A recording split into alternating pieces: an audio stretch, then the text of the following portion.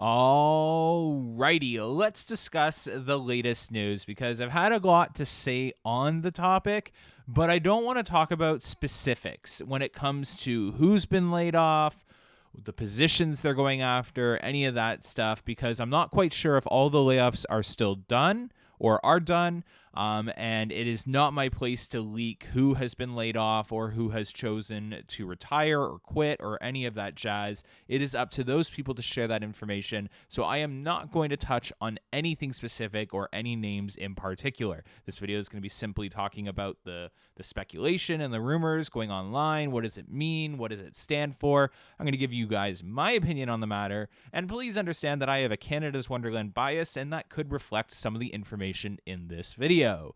Let's get into it. So you guys know that Six Flags has announced, or a news outlet has leaked, that 10 parks in the Six Flags chain are getting their park president roles back. Those roles used to be in place, but were later taken back in terms of budget cuts. We saw some very talented people lose those positions or retire.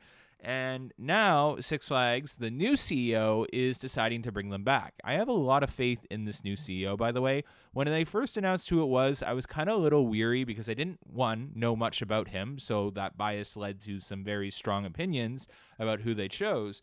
But now that I'm seeing his decisions and the actions that he is taking, I loved him sitting down with people like El Toro Ryan, Katie's Coasters, all those enthusiasts, and talking to them about their home park and their opinions on it. It was really refreshing to see that. We've seen the chain kind of have the opposite and not much coming from that. So it was really refreshing to see that. Two, I like that he's bringing back the park president role. Now, I'm not going to get into like which parks because we already know, you guys know that. We know what that means. Those 10 parks are super important to the chain. They're very strong parks, or they have very strong plans and visions for those parks. Great Adventure is one of those parks. You've heard me talk about this park on my channel a lot. I've actually called it that I think Great Adventure is going to be one of the most invested in parks in the chain moving forward. I think I released that video almost a year ago, and it looks like that's true. It's a very strong park with a very strong portfolio in a very strong location, very close to New York with a lot of potential draw. And it used to hit over 4 million attendance, so they have that ability to redraw from that. Just use the word draw too much. But there are some parks that weren't listed on that list, and a lot of people are forgetting that Six Flags has already talked about what they're going to do, and this falls in line with what they said they're going to do. The evidence is already before us, and it's very evident what they're potentially going to do, but it is not concrete yet. So let me explain. Six Flags, about a year ago, talked about the selling of parks. They talked about parks that they knew for sure they were going to sell, and then they talked about a batch of parks that they weren't quite sure about selling yet, and they had put heavy investments into those parks, and they wanted to see if those investments transpired into a return on investment, ROI. Now, based off of what I just said, you can kind of guess what I'm about to get into. We saw the parks that were for sure sales. They went up. They were sold to Enchanted Parks, okay? Now what you're about to see, those parks that aren't on the list with park presidents, those are the parks that, one, got investments and align with what Six Flags has said, that they have some parks that they aren't quite sure what they're going to do with yet. They think they're going to sell them, but they want to see what those investments are going to do. Are they going to give them a return on investment? Did they see a heavy increase in attendance worthy of keeping them? And that is 100% Kings Dominion, Fiesta Texas, and I'm missing another park. I'm sorry.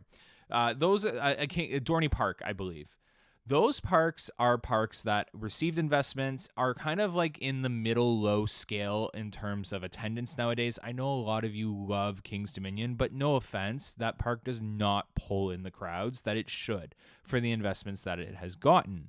So Six Flags, it is no surprise. It is no, oh my God, that they aren't doing so hot and that they need to restructure. And the new CEO is wasting no time doing it, because the more time you waste, the more you bleed. So they are trying to stop the bleed as quickly as possible. Thus, the sale to Enchanted Parks. I was actually quite shocked that they were able to sell all those parks so quickly and so efficiently to a sole kind of like bidder who has sub-sold them out to other people as well. So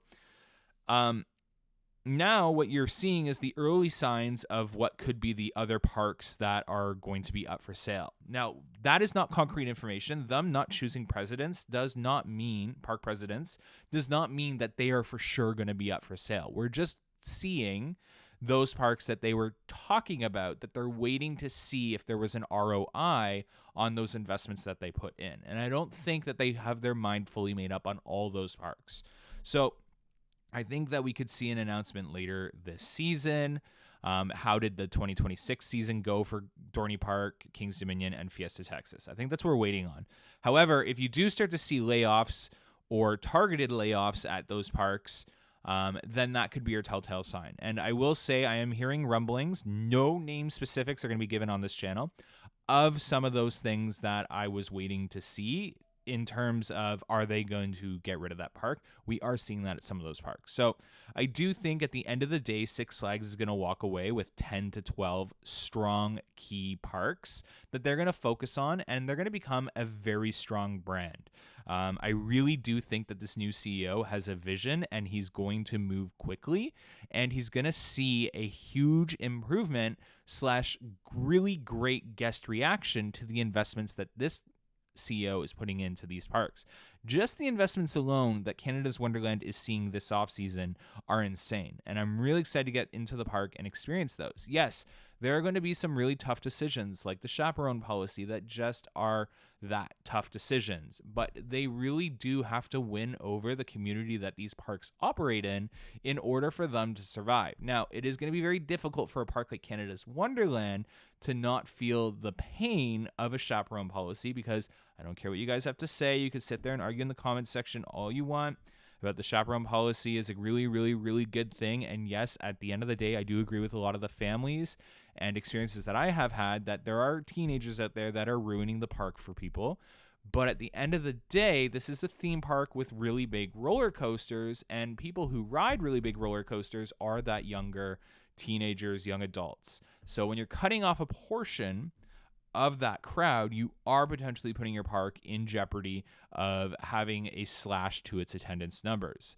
So it'll be really, really, really, I'm really curious to see how the 2026 season goes for Canada's Wonderland, and if they'll kind of reverse that decision halfway through the year, if there's any detriment to the park's attendance. But nonetheless, the new CEO is making some decisions that I really do love and support, and I'm very excited to see where he takes the chain, because it is amazing how quickly this guy is moving, and he is moving with grace and just with a strong vision, and I'm really excited to see it. So yeah, comment down below, what do you think is going to happen to Kings Dominion, Fiesta Texas, and Dorney Park? Do you think they're on the chopping block? Do you think they stand a chance?